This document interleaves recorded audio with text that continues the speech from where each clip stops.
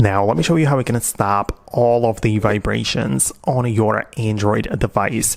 So naturally, we need to go to the settings app like this, and on the main page, you need to find sounds and vibration menu. So it is right there, indicated with the blue sound icon. So you can expand it like that.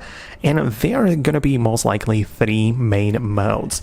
The first one is the normal one with the sound, right? So every notification or incoming call is going to be loud using the loudspeaker. So when you have that mode enabled, you can decide whether you want to make the phone calls vibrate or not, so that's up to you.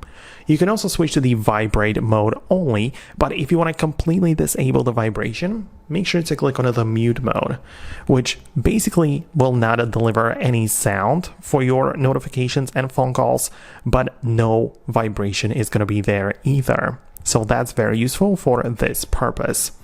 But we don't have to stop there, as we can scroll a little bit below and manage specific vibrations individually.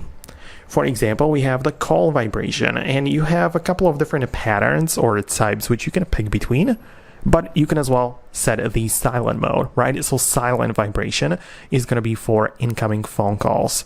And at that point, it doesn't matter if we chose the loud option or any of them, phone calls are always going to be without vibration.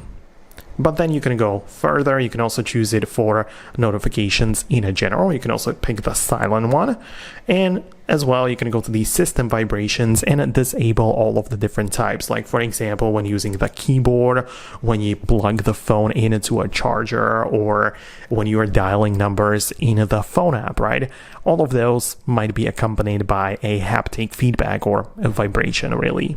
So you can as well disable it altogether, dial down the intensity to 0 just to be sure, and then now the phone is not going to make any haptic feedback, or it's not going to vibrate at all.